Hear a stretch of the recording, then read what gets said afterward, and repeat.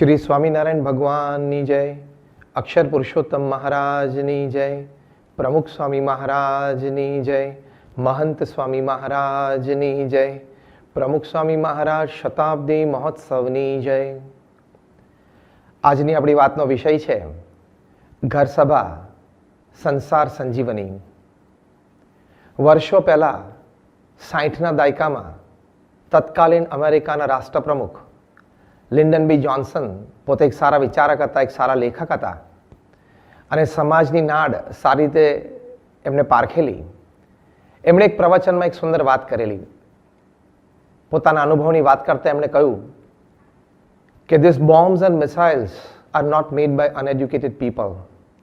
They are made by some of the finest graduates from some of the finest universities in the world. એટલે કે આ bomb અને missile જે અત્યારે બનાવે છે એ કોઈ અભણ લોકો નથી બનાવતા, પણ ખૂબ સારા સ્નાતકો, ખૂબ સારી યુનિવર્સિટીઝમાંથી તૈયાર થયેલા એ લોકો બનાવે છે। પછી એમણે કહ્યું કે we have more and better educational institutes today in the society than at any other time in history. આપણી પાસે અત્યારે જે શૈક્ષણિક સંસ્થાઓ છે એવી શૈક્ષણિક સંસ્થાઓ પૂર્વે આપણી પાસે ઇતિહાસમાં ક્યારેય નહોતી। We have more educated people than at any other time in history. અત્યારે આપણી પાસે જે ભણેલો ગણેલો વર્ગ છે સમાજમાં, એટલો ભણેલો ગણેલો વર્ગ ઇતિહાસમાં પૂર્વે ક્યારે આપણી પાસે નહોતો। Yet our humanity is a diseased one. Mankind is in need of something spiritual.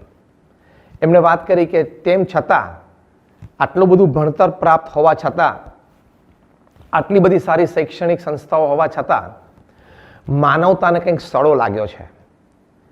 માનવતા એ રોગિષ્ઠ થયેલી છે। Mankind is in need of something spiritual. માણસને અધ્યાત્મની જરૂર છે। વ્યક્તિગત જીવનમાં અધ્યાત્મની જરૂર છે, પારિવારિક જીવનમાં, વ્યવસાયિક જીવનમાં, સામાજિક જીવનમાં, જાહેર જીવનમાં, બધી જ જગ્યાએ અધ્યાત્મની જરૂર છે।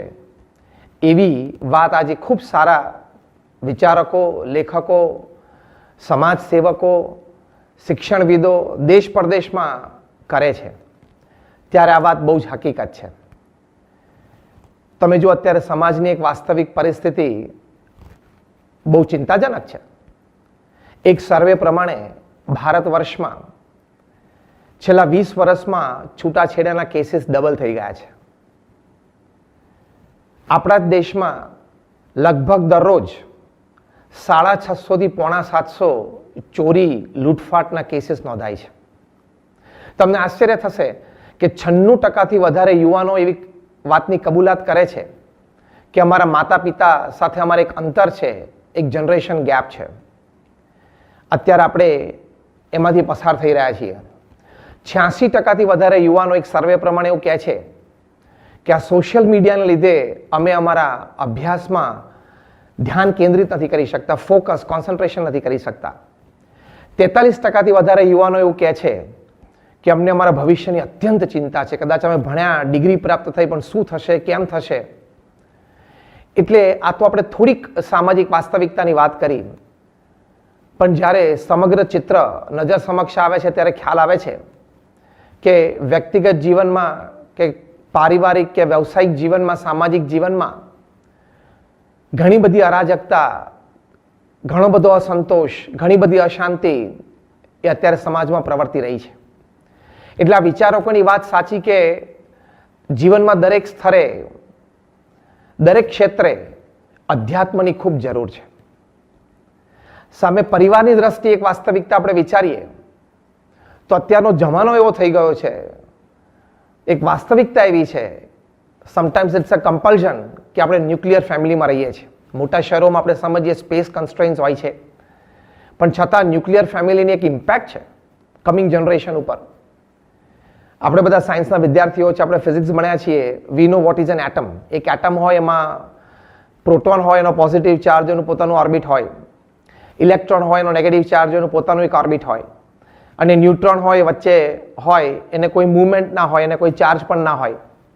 એમ ન્યુક્લિયર ફેમિલી એટલે પિતા છે પ્રોટોનની જેમ પોતાના ઓર્બિટમાં નોકરી, ધંધા, વ્યવસાયમાં રાત દિવસ વ્યસ્ત રહે। માતા છે ઇલેક્ટ્રોનની જેમ એ પોતાના ઓર્બિટમાં, પોતાના સોશિયલાઇઝિંગમાં અથવા પોતાના મોજ શોખમાં ઘણી વખત વ્યસ્ત રહે।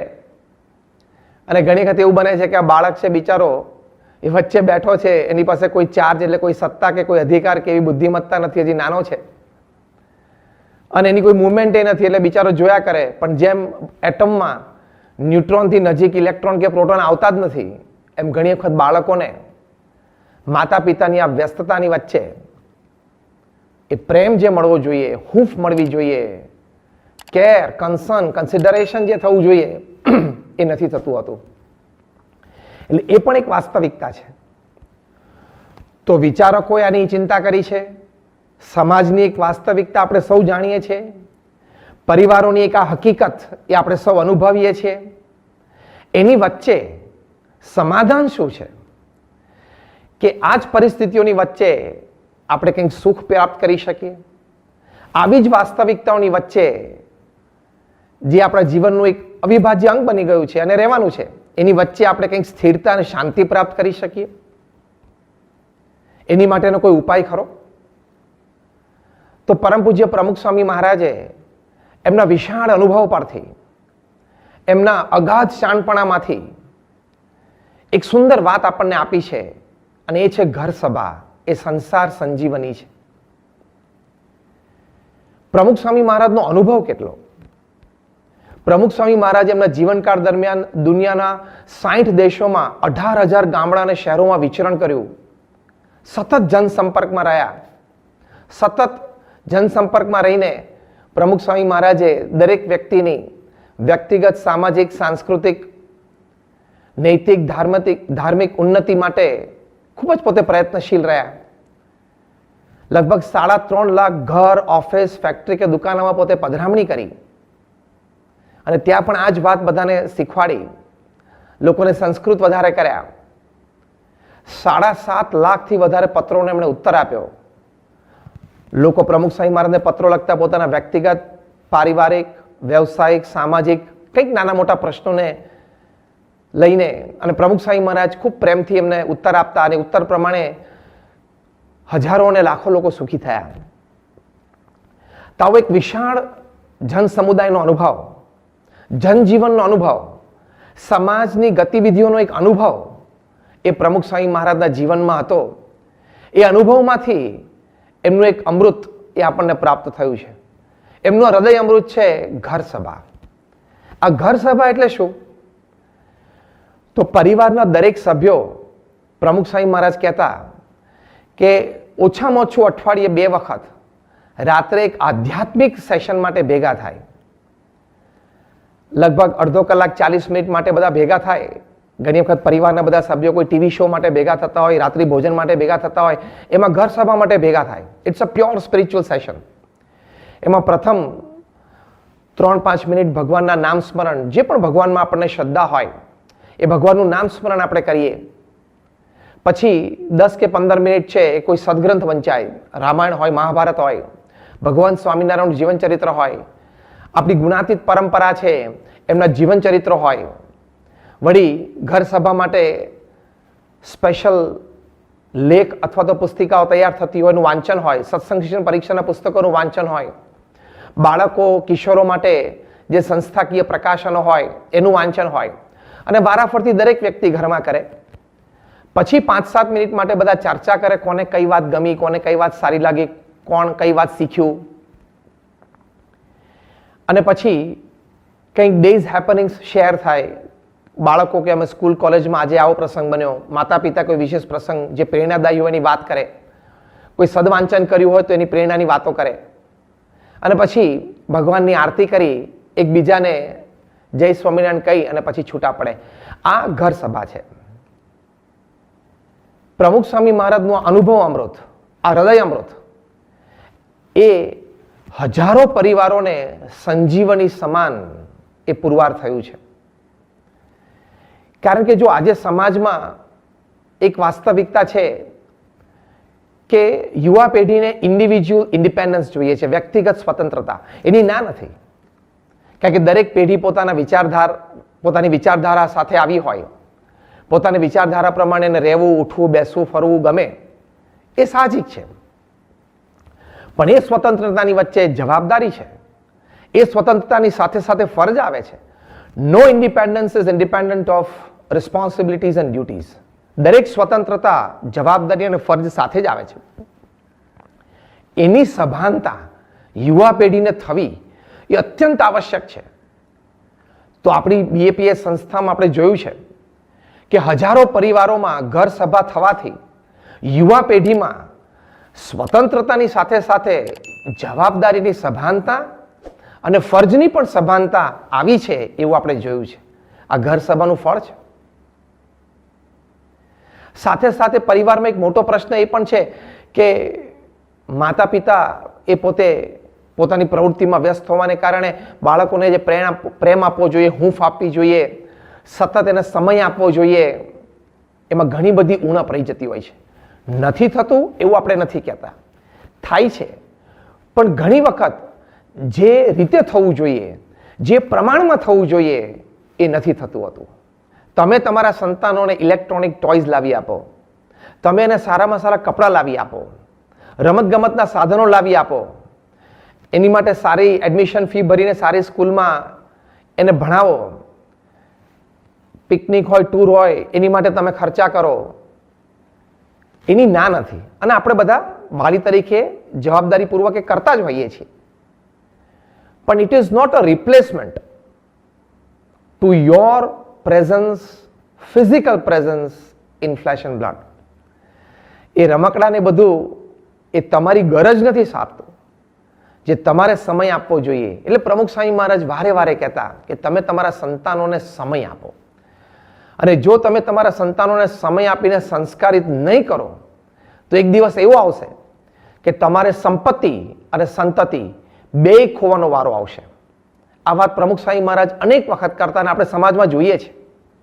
પણ આજે ઘર સભાથી BAPS સંસ્થામાં હજારો પરિવારમાં આ વાત જોવા મળે છે કે માતા પિતા પોતે પોતાના સંતાનોને સમય આપીને સંસ્કારિત કરે છે તો પોતે એ વાતથી સંતોષ પામ્યા છે.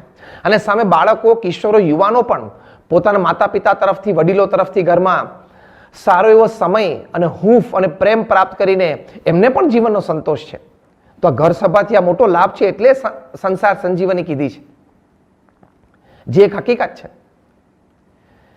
ઘણા વર્ષો પહેલા ત્યાં અમેરિકામાં એક શિબિર થયેલી અને શિબિર અંતર્ગત એના ભાગરૂપે ગ્રુપ ડિસ્કશન્સના સેશન્સ હતા. એમાં એક યુવાન પિતાએ પોતાના ઘરનો એક પ્રસંગ કહ્યો. એમણે કહ્યું કે એક વખત હું, મારા પત્ની, મારા 11 વર્ષનો દીકરો અને મારી નાની દીકરી અમે રાત્રે ડાઇનિંગ ટેબલ ઉપર રાત્રિ ભોજન માટે સાથે બેઠા હતા. એમાં સાહજિક જ મારા પત્નીને જરા આમ ઉમળકો આવી ગયો. એટલે એણે મારા 11 વર્ષના દીકરાને કહ્યું કે બેટા, અત્યારે આપણે કેટલો બધો આનંદ કરીએ છીએ, સાથે બેસીને જમીએ છીએ, વાતોચીતો કરીએ છીએ, કેટલી બધી પ્રેમની અનુભૂતિ આપણને બધાને થાય છે. અને જેમ જેમ દિવસો જશે, તું મોટો થઈશ, પછી ભણી ગણીને તૈયાર થઈશ, તારું લગ્ન થશે, તારા ઘરે પણ ભવિષ્યમાં સંતાનો થશે. એ વખતે હું ને તારા પપ્પા તો ઘણા વૃદ્ધ થઈ ગયા છું. એ વખતે બેટા આપણે આ ડાઇનિંગ ટેબલ પછી મોટું કરવું પડશે, કારણ કે આપણા ઘરના સભ્યો વધશે. તો એ વખતે પણ આપણને કેટલો બધો આનંદ આવશે, કેટલી બધી વાતો કરશું, સાથે બેસીને જમશું. વચ્ચે જ પેલો 11 વર્ષનો બાળક બોલ્યો. એણે કહ્યું કે mom, that I will have to ask my wife. કે તમને મારી સાથે રાખવા એ વખતે એની માટે મારે પત્નીનો અભિપ્રાય લેવો પડશે. બહુ ચોંકાવનારી આ વાત છે, અત્યંત આશ્ચર્યજનક આ વાત છે. તો ઘણી વખત આ જનરેશન ગેપ બહુ મોટી રહી જાય છે. એને લઈને શું થાય છે કે પરસ્પર એકબીજાની અપેક્ષાઓ એ સમજાતી નથી, સમજી શકતા નથી, ઘણી વખત સમજવાની તૈયારી નથી. પરસ્પર એકબીજાની લાગણી, પરસ્પર એકબીજાની ભાવનાઓ એ યથાર્થ સમજવી એમાં ઘણી બધી ઉણપ રહી જાય છે. તો BAPSમાં હજારો પરિવારો એવા છે કે જે આ નિત્ય ઘર સભા કરે છે, તો એમાં જનરેશન ગેપ એ ઘણી બધી ઘટી ગઈ છે. ઘણા પરિવારોને તો જાણે બધા એકમેક જ રહેતા હોય, બધાના વિચાર સુમેળે એક રહેતા હોય એવી પણ અનુભૂતિ છે. કોઈ મનભેદ ન થતા હોય, મતભેદ ન થતા હોય, એવી અનુભૂતિ પણ સેંકડો પરિવારો છે. એનો શ્રેય જાય છે આ ઘર સભાને. અને ત્યાં એ જ શિબિર દરમિયાન બાળકો સાથે અને કિશોરો સાથેનું જે સેશન હતું એમાં સાહજિક જ એક ફોર્મ ભરાવવામાં આવ્યું અને એ ફોર્મમાં 2 કોલમ હતી. એક કોલમ હતી what do you like about your parents અને બીજી કોલમ હતી what you don't like about your parents. આની પાછળનો હેતુ આયોજકોનો એ હતો કે તરુણોના, બાળકોના મનમાં પોતાના માતા પિતા વિશે શું વિચારો છે, શું અપેક્ષાઓ છે એ આપણે જાણીએ તો એ પ્રમાણે પછી ઇવનિંગ સેશનમાં વડીલોને વાત કરી શકાય. તમને આશ્ચર્ય થશે કે 8 ને 10 વર્ષના બાળકોએ જે વાતો લખી હતી, એક 8 વર્ષના બાળકે વાત લખેલી કે I don't like the way in which my parents treat my grandparents at home. અતિ આશ્ચર્ય. એણે લખ્યું કે જે રીતે મારા મા બાપ મારા વૃદ્ધ દાદા દાદીને ઘરે ટ્રીટમેન્ટ આપે છે મને નથી ગમતું. આ સમાજની વાસ્તવિકતા છે. એક 8 કે 10 વર્ષના બાળકે લખેલું આઈ don't like my parents fighting with each other in my presence. મારી હાજરીમાં મારા માતા પિતા એક સાથે ઝઘડે છે ને, એકબીજા સાથે ઝઘડે છે, મને નથી ગમતું. ત્રીજા એક બાળકે વાત લખેલી કે I don't like my parents comparing me with my cousins or my friends or my neighbours. મારા માતા પિતા મારી જે કમ્પેરિઝન મારા સ્ટડીઝના રિઝલ્ટની કરે છે પડોશી સાથે, મારા કઝિન સાથે, મને નથી ગમતું. હું છું એ છે. બધાની બુદ્ધિ થોડા સરખી હોય. આવું એને એક્સપ્લેનેશન લખેલું. એક બાળકે લખેલું કે મને એવું લાગે છે કે મારા પપ્પા ને મારા મમ્મી છે ને એ મારા નાના ભાઈને વધારે પ્રેમ કરે છે, મને થોડુંક ઓછો કરતા ને એવું મને અનુભૂતિ થાય છે. આ પણ એક 10-12 વર્ષનો જ બાળક હતો. તો ઘણી વખત વડીલોના વર્તનથી પણ નાના બાળકોને ઘણા કુસંસ્કાર પડતા હોય છે, કુઆદતો પડતી હોય છે, અથવા તો અંતર વધી જતું હોય છે. આજે BAPS સંસ્થામાં હજારો પરિવારો જે નિત્ય ઘર સભા કરે છે એમાં આ પ્રશ્નોનું ઘણું બધું સમાધાન થાય છે, એમાં પ્રશ્નો હલ થાય છે. કારણ કે વડીલોને પણ વર્તણૂકની વધારે સારી શીખ, ક્યાંક થોડોક સુધારો એ કરવાની પ્રેરણા ઘર સભાથી મળી છે. અને સામે બાળકોને પણ માતા પિતાની આજ્ઞામાં રહેવું અને માતા પિતાના સદવર્તનમાંથી આપણે શીખવું એવી પ્રેરણાઓ મળી છે. એવા પણ સેંકડો પ્રસંગો બન્યા છે. ત્યારે વાત હકીકત છે. એટલે વ્યક્તિગત જીવનમાં, પારિવારિક જીવનમાં સુખાકારી માટે શાંતિમય વાતાવરણ ઘરમાં રહે, ભવિષ્યની પેઢી સંસ્કારિત તૈયાર થાય, એની માટે ઘરમાં આધ્યાત્મિક વાતાવરણ અત્યંત આવશ્યક છે. It is utmost necessary. અને એ ઘર સભાથી આપણને વાતાવરણ મળતું હોય છે. એક બહુ સરસ પુસ્તક સ્પિરિચ્યુઅલ પેરેન્ટિંગ ડેવિડ કેરોલે લખેલું છે. એમાં એમણે એક વાત લખી છે કે you must stop your destructive parenting methods and replace them with constructive parenting methods. આ કન્સ્ટ્રક્ટિવ પેરેન્ટિંગ મેથડ્સ એટલે આ કે આપણે આપણા બાળકો સાથેનું આપણું વર્તન, અંદર વડીલોનું વર્તન એ આપણે વધારે સંસ્કૃત કરીએ, વધારે સંસ્કારી કરીએ, તેની સીધી જ છાપ બાળકો ઉપર પડતી હોય છે. કારણ કે બાળકો ઉપદેશ કરતા વધારે પોતે જે જોવે છે, જે અનુભવે છે, એનાથી વધારે શીખે છે. એ આ ઘર સભાથી પ્રાપ્ત થાય છે કે ઘરમાં સતત આધ્યાત્મિક વાતાવરણ રહે છે. BAPS સંસ્થામાં આવા હજારો પરિવારને અનુભવ છે કે ઘરમાં સતત આધ્યાત્મિકતાની અનુભૂતિ રહે છે અને એને લઈને એ ઘરમાં સુખ અને શાંતિ પ્રાપ્ત થાય છે. ઘર સભાની આ વાત સારા લોકોને બહુ સ્પર્શી ગઈ છે. વિચારશીલ લોકોને ખૂબ ગમી ગઈ છે. 2004ની સાલમાં પરમ પૂજ્ય પ્રમુખ સ્વામી મહારાજ જ્યારે લંડન પધારેલા એ વખતે ત્યાં આપણા નિષ્ઠાવાન હરિભક્ત નીતિનભાઈ પલાણ એમણે સ્વામીશ્રીને એક વાત કરી. બનેલું એવું કે આર્કબિશપ ઓફ કેન્ટરબરી ડોક્ટર રોવન વિલિયમ્સના અધ્યક્ષપદે એક મિટિંગનું આયોજન થયેલું, જેમાં ઇંગ્લેન્ડની ઘણી બધી સંસ્થાઓને આમંત્રણ હતું. NGOs હોય, કોઈ સોશિયલ બેઝ હોય, કોઈ રિલિજન બેઝ હોય, એ બધાને નિમંત્રિત કરેલા.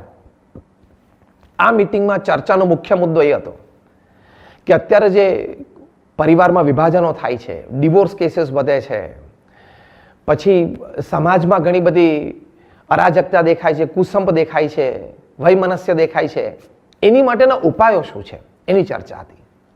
તમને આશ્ચર્ય થશે, ત્યાં એક સંસ્થા એવી હાજર હતી કે જે સિંગલ્સને કાઉન્સેલિંગ કરે, એટલે છૂટાછેડા થઈ ગયા હોય પછી જે સ્ટ્રેસ રહેતો હોય, જે દુઃખ રહેતું હોય એની માટે કાઉન્સેલિંગ કરે, સામાન્ય ચાર્જ કરે, પણ they are earning 25 million pounds a year. આ ખાલી એક જ દેશ ઇંગ્લેન્ડની વાત કરીએ છીએ. એક સંસ્થા આ મિટિંગમાં એવી આવેલી, એટલે કે એના પ્રતિનિધિએ વાત કરી કે અમે લોકો દર વર્ષે લગભગ 7.5 લાખ ડિવોર્સ કેસીસમાં કાઉન્સેલિંગ કરીએ છીએ. એટલે કે તમે ડિવોર્સ ન કરતા એની સલાહ આપીએ છીએ કપલ્સને. એક સંસ્થાના પ્રતિનિધિએ વાત કરી કે અમે પેરેન્ટ્સને કાઉન્સેલિંગ કરીએ છીએ કે તમારા સંતાનોનો ઉછેર કેવી રીતે કરવો. વળી સંતાનો સંબંધી કોઈ પ્રશ્ન લઈને આવ્યા હોય તો એ પ્રશ્નના સમાધાન એને સૂચવીએ છીએ. આ સંસ્થા અનબિલીવેબલ સામાન્ય ચાર્જ કરતી હતી તો પણ દર વર્ષે 80 મિલિયન પાઉન્ડ્સ એની આવક હતી. કેવી પરિસ્થિતિ છે સમાજમાં અને પરિવારમાં. BAPS સંસ્થા વતી આ મિટિંગમાં નીતિનભાઈ પલાણે પ્રતિનિધિત્વ કરેલું. એમનો જ્યારે વારો આવે બોલવાનો, તેમણે કહ્યું કે અમારા ગુરુહરિ પ્રમુખ સ્વામી મહારાજે અમને ઘર સભાની વાત કરી છે. પછી ઘર સભા શું છે એનું પોતે વર્ણન કર્યું. ઘર સભાથી કેવા લાભ થાય છે એના 1-2 હકીકત પ્રસંગો એમને વર્ણવ્યા. ત્યારે બધાને આ વાત ખૂબ સ્પર્શી ગઈ. બધાને એમ થયું કે આ વાત બહુ હકીકત છે અને બધાને એ વાત ખૂબ સારી લાગી, સ્વીકાર્ય થઈ. અને ઘરમાં પારિવારિક જીવનમાં આધ્યાત્મિકતા હોવી જ જોઈએ એ વાત બધાને ચોક્કસપણે મનાણી. આ વાત નીતિનભાઈ પલાણે આખા મીટિંગનો રિપોર્ટ પ્રમુખ સ્વામી મહારાજને કહ્યો. ત્યારે સ્વામીશ્રીએ કહ્યું કે અહીંયા આ દેશોમાં બધે લોકો ભેગા બેસવું, મળવું, વાતોચીતો કરવી પરિવારમાં એવું બહુ હોતું નથી. બધા આખો દિવસ નોકરી ધંધા કરતા હોય, પછી થાકીને આવે અને સ્વતંત્ર જીવવા વધારે ટેવાયેલા છે અને ભેગું બેસીને ચર્ચા કરવી એમને ફાવે પણ નહીં. પછી સ્વામીશ્રી બોલ્યા કે આપણે ત્યાં, એટલે આપણા ભારત દેશમાં આપણે ત્યાં એક સમૂહ જીવનની પ્રથા છે અને સમૂહ જીવનની એક લાગણીઓ છે. એટલે આપણે ત્યાં આટલે હદ સુધી નથી બગડતું. ઘણી બધી જગ્યાએ આપણને ઘણી બધી વાસ્તવિકતા જોવા મળે છે, પણ આટલે હદ સુધી નથી બગડતું.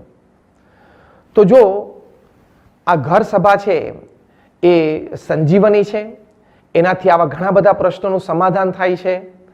કારણ કે આ ઘર સભા છે એ પૂર્ણ અધ્યાત્મ એ આપણા બધાના જીવનમાં આપે છે.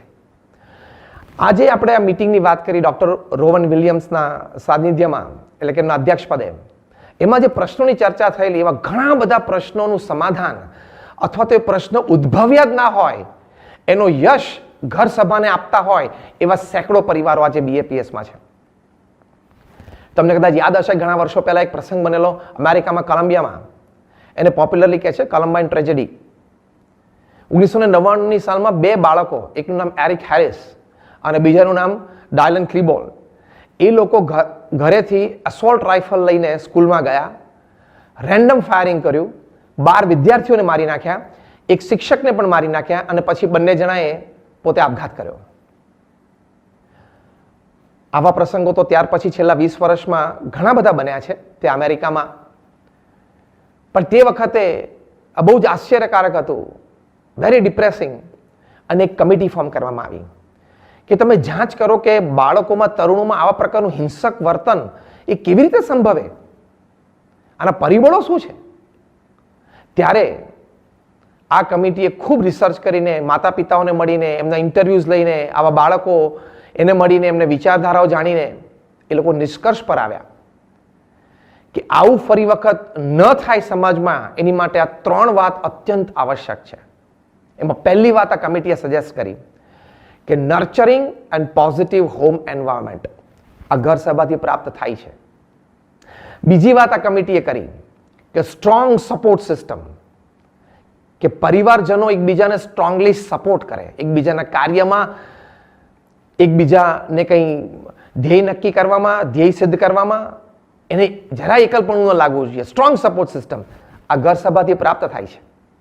ત્રીજી વાત કરી કે કરેક્ટ ઇન્ટરવેન્શન. કંઈક ખોટું થતું ઘરમાં દેખાય, કોઈ પરિવારજનમાં કોઈ કુઆદત આવી હોય એવું જણાય, તરત બધા સાથે મળીને રોજ બેસતા હોય તો કંઈક એની વાત નીકળે, કંઈક એનો ઉકેલ થાય, કંઈક એનું માર્ગદર્શન મળે. તો એને લઈને જો યોગ્ય સમય ઉપર એનું કરેક્ટ ઇન્ટરવેન્શન થાય, એટલે કે યોગ્ય રીતે એને જાણવામાં આવે, એનાલાઇઝ કરવામાં આવે તો એ પ્રશ્નનું સમાધાન ત્યાં છે. તો આ ત્રણેય વાત એ ઘર સભાથી પ્રાપ્ત થાય છે એવા અનુભવ હજારો પરિવારોના છે. તો આ એક હકીકત છે. તો આવી રીતે આ ઘર સભાથી આ બહુ જ મોટો લાભ છે અને બહુ જ મોટો લાભ સેંકડો અને હજારો પરિવારોને પ્રાપ્ત થયો છે, એ એક હકીકત છે. તો આવી રીતે આ ઘર સભાના આ ખૂબ સુંદર લાભ જે પ્રમુખ સ્વામી મહારાજે કહ્યું, સાહજિક જ એક વખત પ્રમુખ સ્વામી મહારાજ બોલેલા કે જો કુટુંબ સુધરશે તો દુનિયા સુધરશે અને કુટુંબ સુધરશે ઘર સભાથી. આ ઇન્વર્ટેડ કોમાસમાં એમના શબ્દો છે. વળી એક પ્રસંગે પ્રમુખ સ્વામી મહારાજ એવું પણ બોલેલા કે ઘર સભાથી વિશ્વ શાંતિ થશે.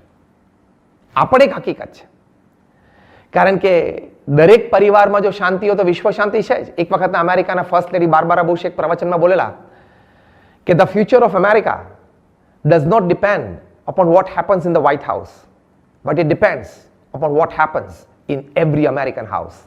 જે આ જ વાત છે, જે આ જ હકીકત છે, જે પ્રમુખ સ્વામી મહારાજે કહી કે કુટુંબ સુધરશે તો વિશ્વ સુધરશે અને એક કુટુંબ ઘર સભાથી સુધરશે. તો આવી રીતે એ ઘર સભાના અનેક પ્રકારના લાભ છે અને પરિવારોને એ બધા લાભ ખૂબ સારી રીતે પ્રાપ્ત થયા છે. પરિવારે એ બધા લાભને સારી રીતે માણ્યા છે.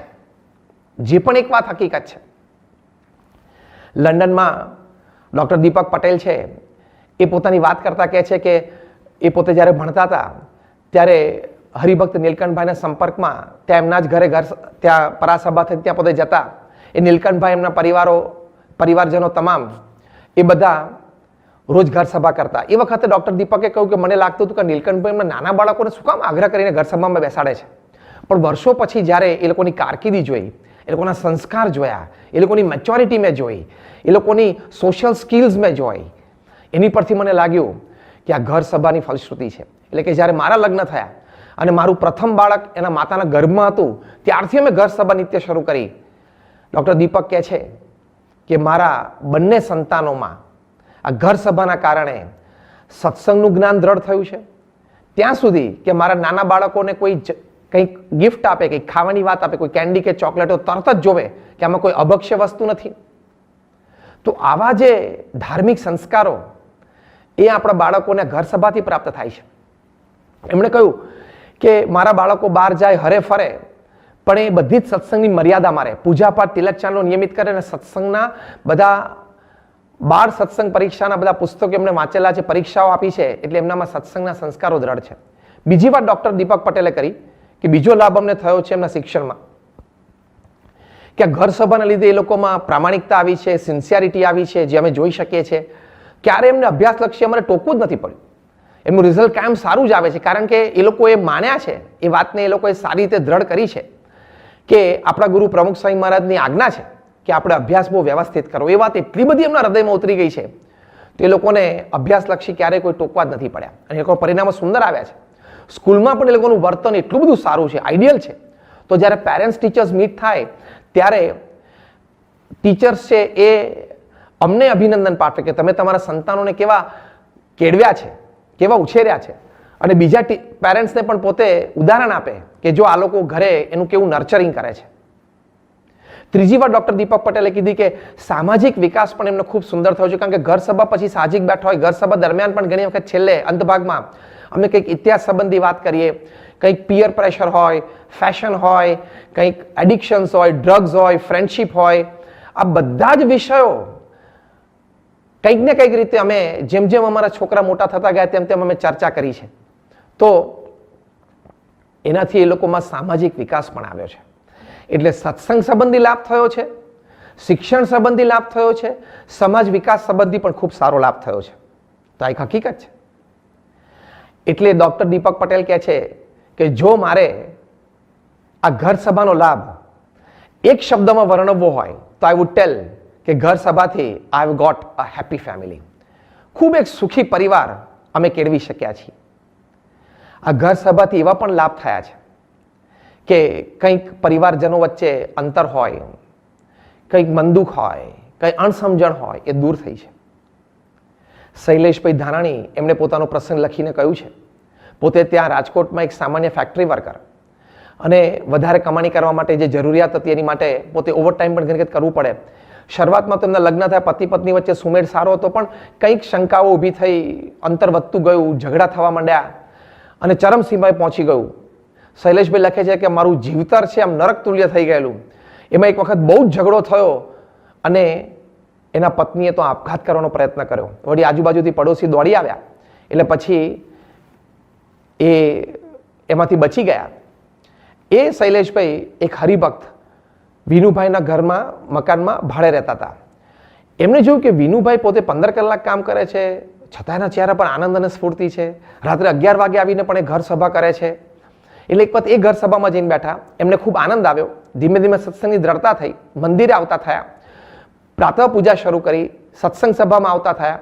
એમના પત્નીને પણ આ વર્તન જોઈને લાગ્યું કે મારા પતિમાં કદાચ મારે જે થોડી શંકાઓ હતી એ કદાચ નથી.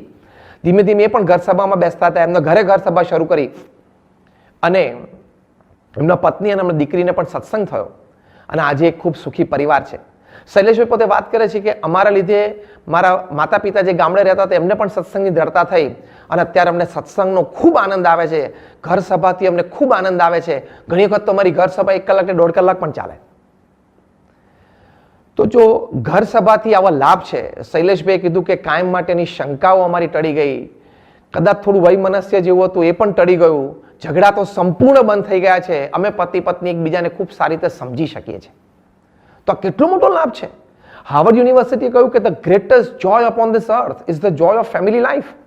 પારિવારિક આનંદ એ પૃથ્વી પરનો સૌથી મોટો આનંદ છે. એ આ ઘર સભાથી આપણને પ્રાપ્ત થાય છે. તો આપણે એક હકીકત છે. એક લલિતભાઈએ પોતાના પ્રસંગની વાત કરી. એમણે કહ્યું કે મારા ઘરમાં મારા માતા અને મારા પત્ની એટલે કે સાસુઓ વચ્ચેને એટલા બધા ઝઘડા હતા. તો એ ઝઘડાને લઈને આમ હું થાકી ગયેલો, કંટાળી ગયેલો. પછી મેં સંતોને વાત કરી એટલે સંતોએ કીધું તમે ઘર સભા ચાલુ કરો. કે હું ઘર સભા ચાલુ કરું, હું વાંચવાનું શરૂ કરું, પહેલાં તો કોઈ બેસે જ નહીં. એટલે હું કંટાળ્યો અને મેં પાછી આવીને સંતોને વાત કરી કે સ્વામી કોઈ બેસતું જ નથી. સંતોએ કીધું કે હજી તમે પ્રયત્ન કરો, ચાલુ રાખો. વળી મારા પત્ની કદાચ આવીને બેસે અને મારા માતૃશ્રી જોવે કે આવીને બેઠા છે એટલે પોતે ના આવે, અથવા કોઈક વખત મારા માતૃશ્રી આવીને બેસે અને મારા પત્ની જોવે કે સાસુ બેઠા છે તો પોતે ના આવે. હવે એમ કરતા કરતા પણ થોડા મહિના ચાલ્યું, પણ મેં ચાલુ રાખ્યું. આજે બધા ભેગા બેસતા થયા. મારા પત્નીને અને મારા માતૃશ્રીને પણ સત્સંગ થયો અને આજે બંને જણા કાર્યકર છે. બંને જણા સત્સંગ પરીક્ષા બધી આપી છે અને એટલો બધો ઘરમાં સુમેળ છે, એટલી બધી શાંતિ છે, જાણે અમે બધા એકમેક થઈ ગયા હોય એવું થયું છે. તો જો આવી રીતે ઘણી વખત જે આપણા સ્વભાવ હોય, જે આપણી પ્રકૃતિ હોય એ પણ ટળતી હોય છે.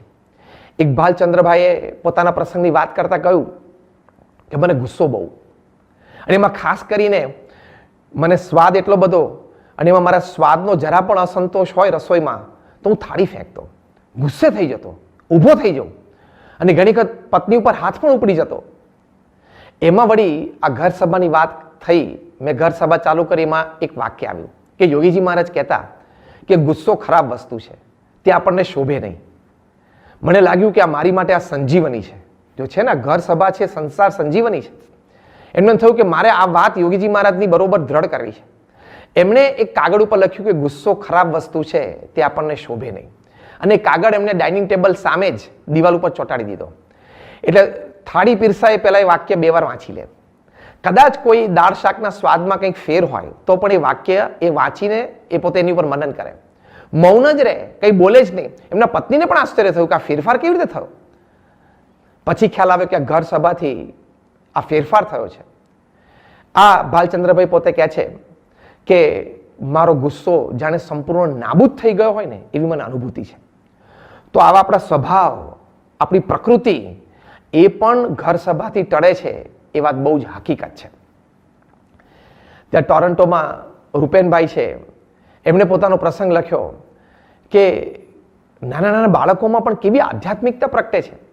એકવાર પોતે લોન મૂવરથી પોતાની લોન કટ કરી રહ્યા હતા. એમાં લોન મૂવિંગ મશીન કંઈક પગ ઉપર આવી ગયું, અંગૂઠો અને આંગળી એકદમ ચગદાઈ ગયા. એમને ચીસ પાડી.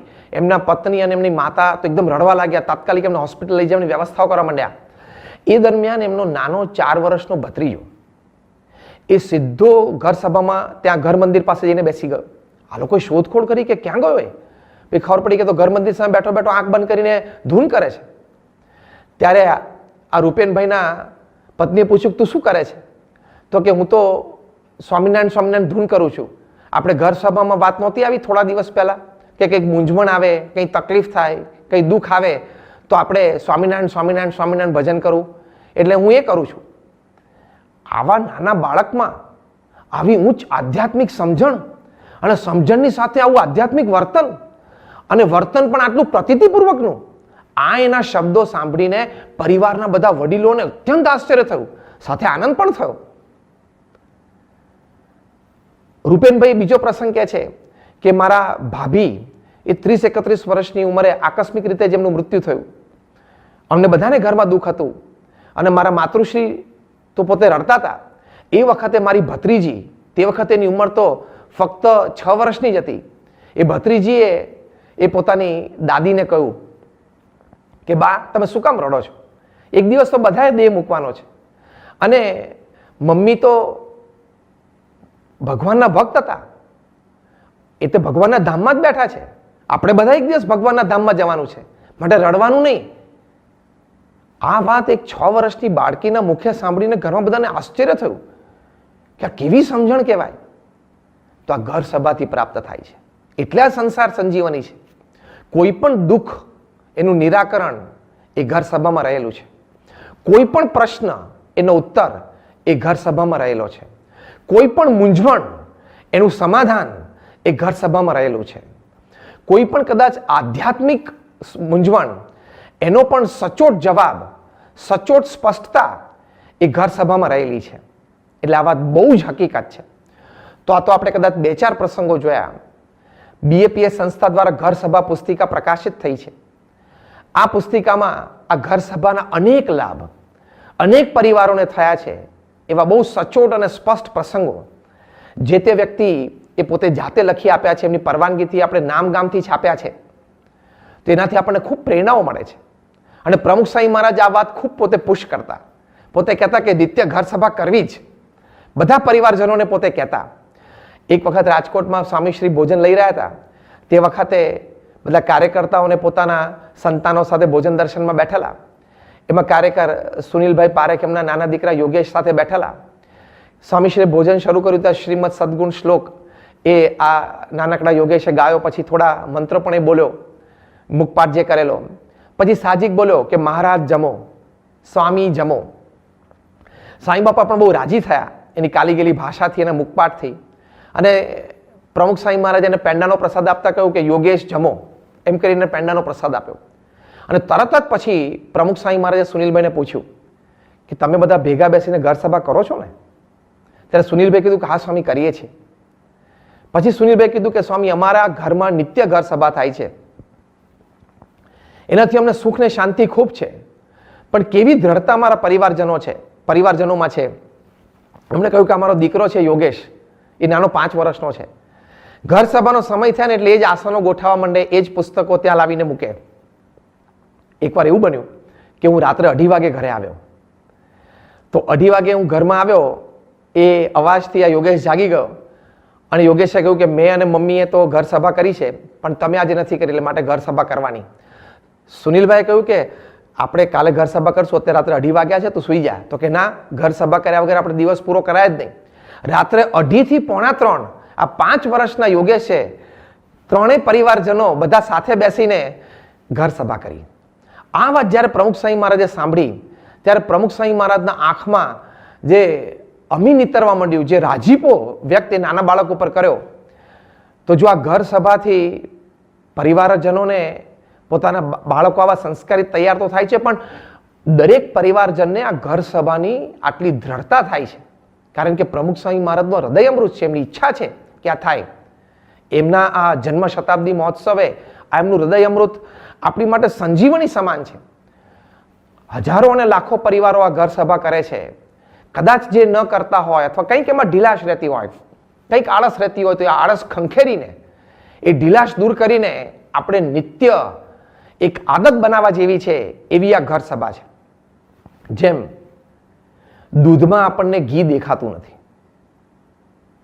પણ એ જ દૂધ એક પદ્ધતિ, એક પ્રોસેસમાંથી પસાર થાય પછી આપણને એમાંથી ઘી પ્રાપ્ત થાય છે. એમ સ્થૂળ રીતે કદાચ ઘર સભામાં તમે બેઠા શરૂઆતના મહિનાઓમાં કદાચ તમને સાહજિક એમ થશે કે આમાં કંઈ વિશેષ તો લાભ થતો નથી, પણ એ ઘર સભા નિત્ય કરવાથી સમયાંતરે જેમ દૂધ એક પદ્ધતિમાંથી પસાર થાય છે તો ઘી પ્રાપ્ત થાય છે, એમાં ઘર સભા એ નિત્ય કરવાથી સમયાંતરે આમાંથી સુખ પ્રાપ્ત થાય છે, શાંતિ પ્રાપ્ત થાય છે, સમજણ પ્રાપ્ત થાય છે અને પારિવારિક આનંદ જે એમાંથી ઉદ્ભવે છે એ અદ્વિતીય છે, અતુલ્ય છે અને બીજા કોઈ સાધને કરીને પ્રાપ્ત ન થઈ શકે એવી આ પ્રાપ્તિ થઈ શકે છે. એટલે આ ઘર સભા આપણે નિત્ય કરવી. પ્રમુખ સ્વામી મહારાજના જન્મ શતાબ્દી મહોત્સવે આ એમની આજ્ઞા છે, એમની રુચિ છે અને આપણી માટે આ અમૃત સમાન, સંજીવની સમાન છે. તો આપણે સૌ પણ એમની રુચિ જાણીને પ્રગટ ગુરુહરિ પરમ પૂજ્ય મહંત સ્વામી મહારાજની પણ આજ્ઞા અને રુચિ જાણીને આપણે કરી શકીએ જેમ લાખો પરિવાર કરે છે તેમ આળસ ખંખેરીને, તો આપણને પણ આવા અનેક પ્રકારના લાભ ચોક્કસ થશે. આજના દિવસે ભગવાન સ્વામિનારાયણ, ગુરુહરિ પ્રમુખ સ્વામી મહારાજ અને પ્રગટ ગુરુહરિ મહંત સ્વામી મહારાજના ચરણોમાં આપણે પ્રાર્થના કરીએ કે આપણને સૌને આ ઘર સભા કરવા માટેનું વિશેષ બળ અને બુદ્ધિ શક્તિ પ્રાપ્ત થાય. જય સ્વામિનારાયણ.